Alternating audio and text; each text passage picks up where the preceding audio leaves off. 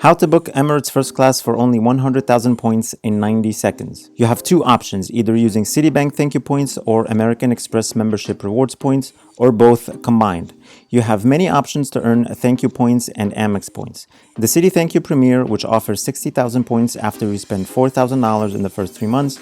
The Citi Prestige, which offers 50,000 points after you spend $4,000 in the first 3 months. And for Amex Points, you can open the Amex Gold Card, which gives you 50,000 points after you spend $2,000 in the first 3 months, or the Amex Platinum, which gives you 60,000 points after you spend $5,000 in the first 3 months. Once you figured out where to get your points from, the cool thing is now Amex and Citibank points transfer to Qantas Airlines, and Qantas Airlines partners with Emirates Airlines.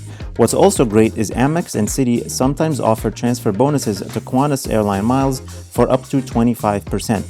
After you transfer your points, log into your Qantas account, search for flights using points, select flexible dates, check first class, and you'll see a calendar view with all the dates that have first class availability. Select your desired date, find the flight, and book it.